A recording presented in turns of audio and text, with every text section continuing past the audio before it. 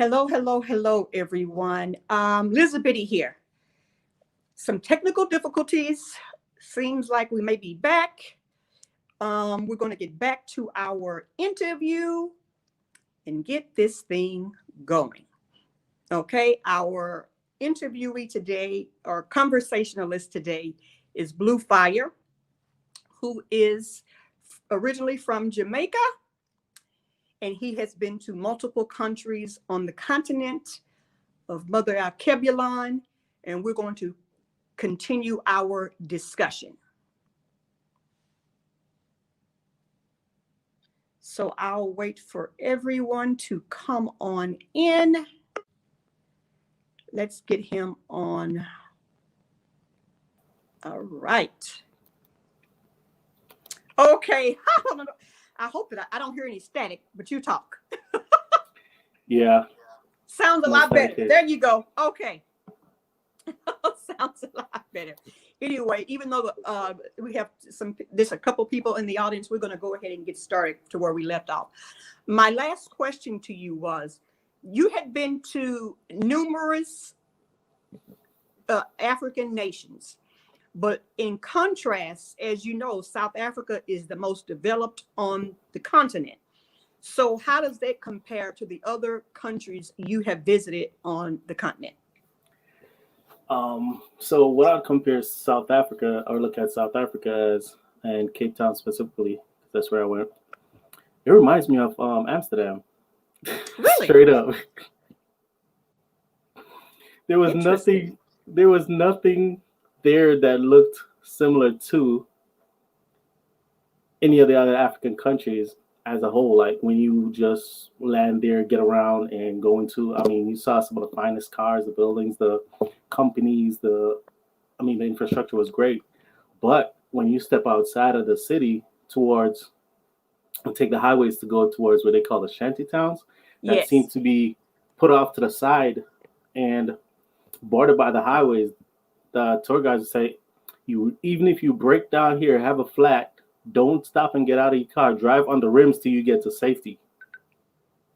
And I found that rather interesting because that also reminded me of some of the places in the U.S. where you would have quote unquote ghetto off to the side of the more so developed cities, and you find where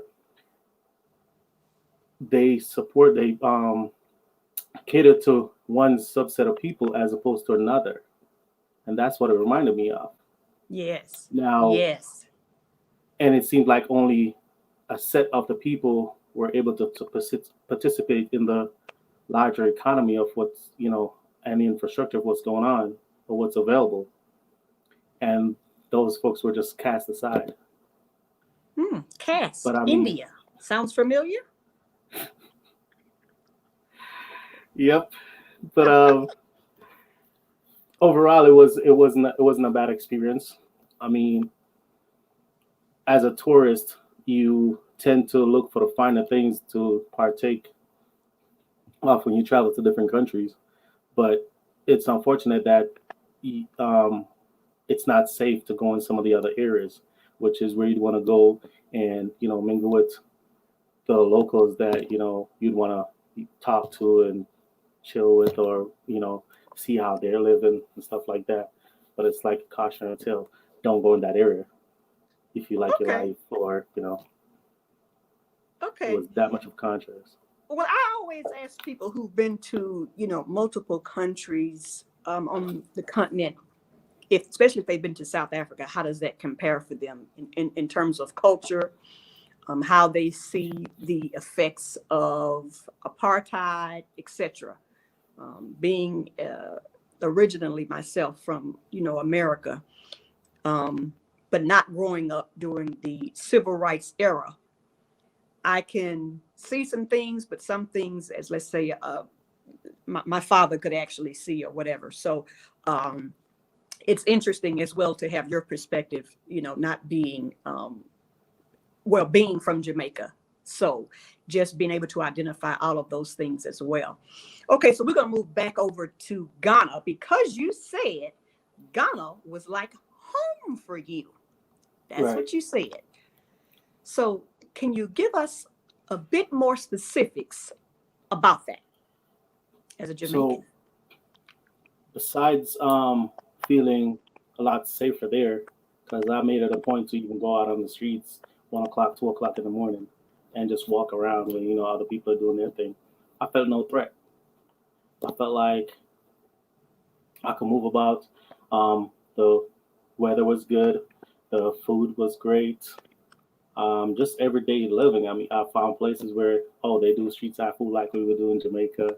I mean, the flags alone on places that I'm like, it's not run or owned by any Jamaican. It's just the Ghanaians love Jamaica, because I even asked the guy who had a tassel in his car. I said, hey, why do you have that in there? He's like, what? I said, the Jamaican flag tassel. He's like, oh, I just love Jamaica. I said, cool, I'm Jamaican too. And he was like, what? He was so excited to find that I was, from Jamaica. He's actually meeting one. So his face just lit up. And I was like, okay, I guess we have that common bond. Another part of that is when I took a trip to Kumasi, to the King's Palace, and went to the museum. Unfortunately, I wasn't able to take any pictures, but I remember seeing this one piece of furniture, a chair, that had the colors black, green, and gold. And I asked the tour guide, why is that the only piece in here with those colors? And he said, well, the colors are Ashanti. And I said, well, I'm from Jamaica, and that's the color for a flag. And, and he said, oh, really? And I said, well, the colors come from here because, but that was the Exactly. only piece of artifact in that whole museum that had those three colors only. And I found that to be quite unique. Interesting. Okay. Interesting. So we're going to shift just a little bit here. As you know, the year of return was in December of 2019. Right. So now you're seeing more than ever Blacks in the diaspora returning to Mother Alkebulan. What are your thoughts about that? I think it's interesting. I think it's great. I think it shouldn't have taken that long, or for that particular event, for people to return to see what Africa is about or has to offer. I think people should have wanted to go before that and even find out where their roots are in the continent, to see where their specific location of origin is. Um, with that being with that done in Ghana, I know not everybody in the diaspora is specifically from Ghana, because a friend of mine who I told about Ghana, she decided to track her roots, and hers ended up in Cameroon, but she's Jamaican, and got raised in New York. And when she went there, she was working in China at the time, but ended up getting a job in Nigeria, going back to China. When she went to Ghana, met a Ghanaian, got married, and now she was. Oh, wow. That's a serious evolution. That's serious. She was Wow. stuck in That is a Yes, serious evolution. yes. Seriously. And I told her, look, you want to go, but you might not want to go right now. But be ready, because And she got there, and she's like, wow, this is really crazy. She was loving it. Felt at home right away. I also had have another friend who went there the first time. She and I went to school in the States, and she was working there at the embassy in Accra. And when I made my trip to go there the first time, we stayed in Link. And the moment I got there and got out the airport, she was actually walking across the street in front of the car. And I got out of the car and said, hey, Shannon, what you doing? She's like, what are you doing here already? And it was fun. It's like an instant reunion. But she wasn't expecting me at that time. So a lot of people have been going. She's been going there for years. She even got married to a Ghanaian. But and she's an advocate. She's doing a lot of great things. I even right now, I'm a part of a couple of WhatsApp groups where a lot of the D9 or the Divine 9 fraternities and sororities are taking place, because the Omega Psi Phi, Phi Beta Sigma, Zeta Phi Beta, they're creating chapters in the region and bringing the culture for service for humanity theme to Ghana, and spreading that knowledge and community-based approach to community service in the region as well. So there are a lot of things going on that are being brought from the States to that region as well. And people are, talking more and more dialogue, more community aspirations being developed and all that stuff, businesses, etc. Well, let me ask you this. Do you think, especially with the political climate that's in the U.S. right now, how do you think this is, let's say, a fad? Or do you No. think this is going to progress and get more and more pervasive in that more and more numbers are going to, go over and finally just leave the U.S. as well as the United Kingdom and possibly parts of Europe as well? I'd say from what I see, it's not a fad. It's starting. It's a catalyst for whatever is happening. Became the catalyst for that movement, or even more so, propelling it forward. I think people are a lot more conscious today of their being and what they want in life for their future. So people are looking more to retire in that region or just move completely. They see business opportunities that they want to partake and invest in the land. So they'll go at a younger age or middle age or whatever. But I don't see it as a fad at all. People are making conscious efforts and uprooting from where they are now in the States and going over there. Okay, for me, I think I get what you're saying about it being a catalyst. I find it to be, I think you're going to see spikes. It's going to be like a stock market. It's going to spike up and it's going to go back down. And it's going to spike up and go back down based upon different things that happens within the societies in which they live. Once a person gets in here and in here that they're fed up, then you'll see how that rolling will begin, and you can see a trend, like doing some trend analysis here. Right. Because it's almost like the nature of people, just in general. We as people, we say we don't like frills, but we do. Mm-hmm. And so it's going to be interesting just within the U.S. how this is going with the pending election cycle that's happening right now. So what do you think, as Blacks in the U.S. who say, okay, I'm going to repatriate and go to Mother Alkebulan, what do you think some of the biggest things they could bring to assist, aid, all of that with our brothers and sisters on the continent? The knowledge, I think the biggest thing they could bring is, one, a mindset that, they won't have it like they had at home. Be aware, be open. Because if you're used to getting up, think something happened, you could just make a call, you're at the hospital, health care services, a lot of things are going to shift. One, the types of food you eat, it's not going to be the same. It's probably going to be better for you because a lot of foods are more natural. You have access to more natural food because you have access to more land, local farming, etc. But it's going to take a mind shift to, if you have a skill, business, mindset, whatever it is, bring your industry, bring your, get ready to work, to put in some work. They won't necessarily have an infrastructure to support someone who's coming in looking to benefit from a system. You have to be ready to put in the system so it becomes more beneficial for everybody else and yourself. I'd say those are two of the big things. And just be open to learn. It's interesting that you say that, because recently there was a family that came from Georgia, and they brought their 4 children, and they are having some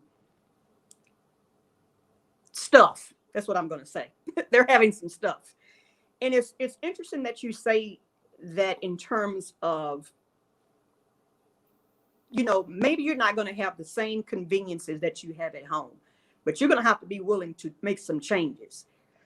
And it seemed to me that although they contended that they had done lots of research, okay, that truly to me, there was one pivotal thing they forgot. One pivotal thing. And that was having a on-ground network / family. I think that's important. Whenever you're moving to a foreign country, if you don't know the land, so let's say that you haven't, we'll keep it simple. Let's say I plan on moving to Jamaica. Right. And if I never met or had someone I was close to that was Jamaican, and I try to navigate all the terrain there myself, I'm going to find myself with a lot of obstacles.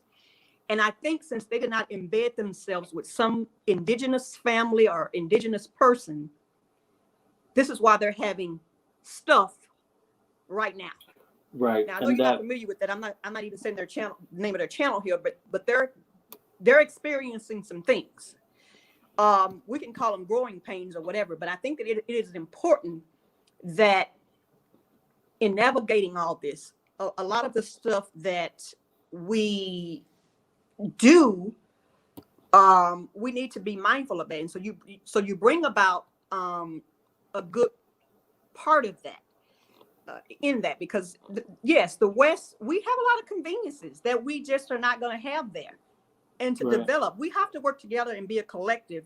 I talk about a lot of collectivism as we make this journey back home. And people need to get on board with it. Otherwise, they are not going to survive. You're not, because Africans are communal people. So by nature, by heritage, we should be as well. But colonizers have made us so divisive that we're not doing community like that anymore. You know, we're just not. So what do you think? I agree with you. That strand of the DNA has been severed, but you have to relearn. You have to relearn a lot. I say one of those keys would be to definitely create a network with someone local that can help you with a transition. You can't just go into a place, you can't just go into a place you don't know and expect to plant roots and have it grow successfully, because you don't know what the terrain is like, you know. And even when I'm traveling, I try to link with someone local, so when I get there, I'm not stranded, so to speak. I'm not stuck, not knowing what to do, where to go, and how to navigate that terrain. Correct. We have a question here. Sonovia, he is not in Ghana right now.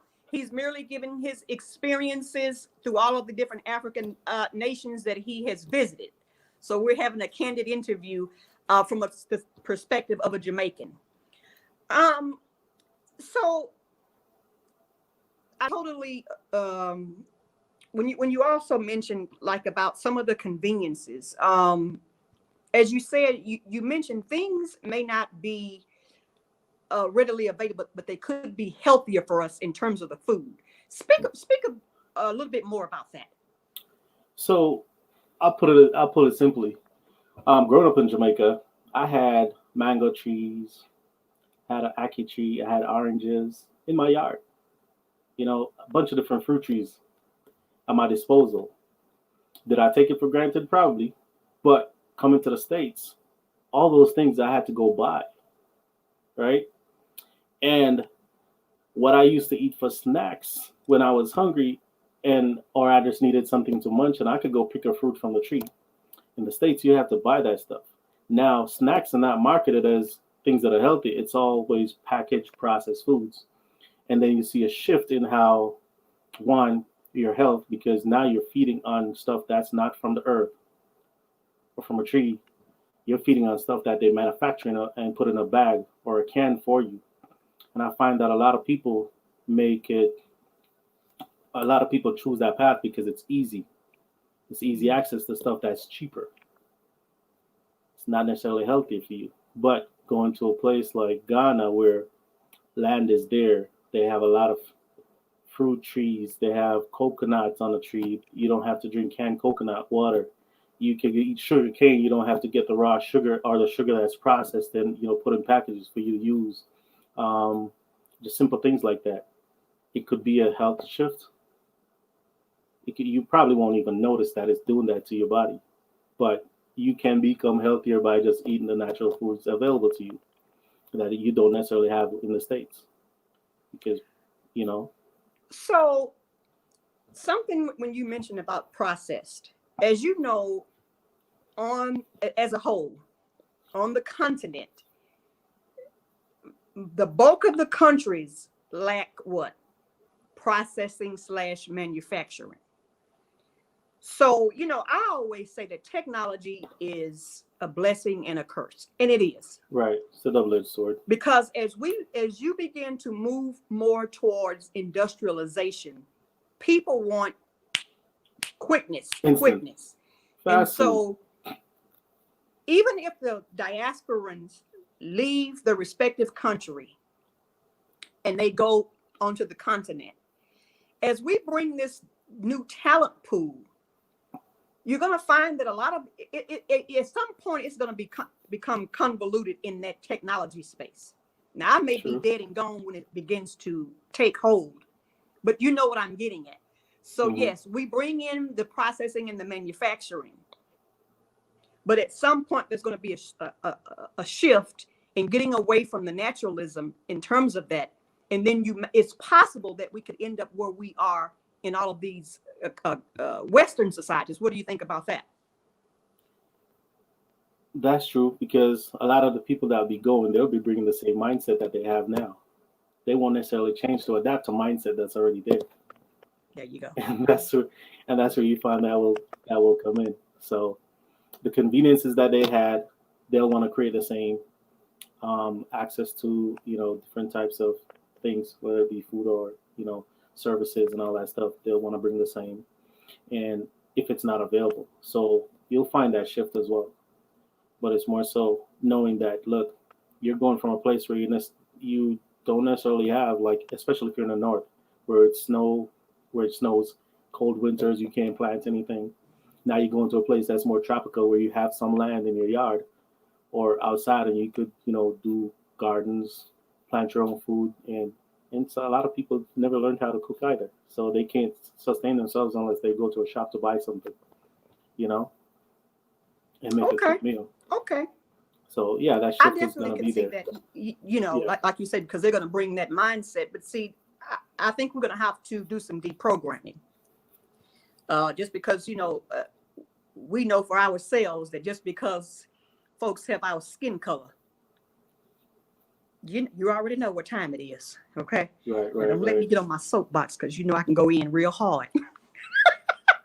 But definitely, I understand your contention about how that could actually flow, because people are going to end up having to knock their heads a few times before they see that things are not properly working and all of that. So let's shift for a few minutes, and then we can go for the next 5 minutes. I'll let you go and all that. But I wanted to ask you to do a few questions about the political situation in the United Snakes of America. So, as you know, we have people that look like you and I that are Americans, and the contention of this political environment right now, they are so angry with Trump that they are willing to take a man and a woman that has put millions and millions of Black people in prison. I want to hear your thoughts on that. I had a conversation recently with a longtime friend, and she tried to ask me, who am I going to vote for? I said, I'm not voting for any of them. I'm going to vote, but I'm not going to vote for any of them, because why vote for the person if they don't align with the objectives or the policies or the things you want to see come out of this election for you? I said, look at the ballot. What are the things that are on there? What are the issues that align with what you want in the country? And I use the example of, so what if you're a Democrat, staunch Democrat, that's all you ever vote, but you like the marijuana space as a business, as using it for medicinal purposes, or whatever it might be. but they don't have that on their ballot as one of their interests.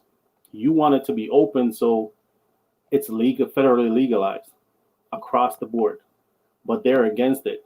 And the Republican candidate is for it. Are you going to vote for the person or the policy? And they said, you think too deep. Who are you going to vote for? You're a free I thinker. said, I'm not going to vote for any one person. I have to look at what's on the ballot as for what the policy is. And I said, that's how I'm going to vote. I'm going to vote for the issues, not for the person. So whoever comes out on top, at the end of the day, I still vote in my own interest, not because it's a face in a party. Because years ago, I changed my affiliate to unknown. Mm-hmm. So they have to work twice as hard for my vote because I'm not registered as a Democrat or a Republican. That's how I see it. Okay. Well, I have my belief system is that neither one of these parties give a damn about people that look like me. None of them. That's so at true. the end of the day, you voting any of these ways is not going to change your current situation. Write your own name in. Vote for yourself. At least you can depend on yourself. You can't depend on these people. These people they don't care nothing about you, especially because you don't look like them. The black man is under attack worldwide on planet Earth. It seems no matter where we go, it doesn't matter where we go, BluePhire. People have a disdain for this beautiful melanin, baby, which is the most priceless thing on planet Earth. Okay? That is true. It's worth more than platinum, uranium, titanium. But it doesn't matter where you go, they do not like this beautiful skin. And so I say that we as a people have got to wake up to everything that has been put on us in all of these different countries because they don't care about us. Malcolm X was before his time. He was before his time.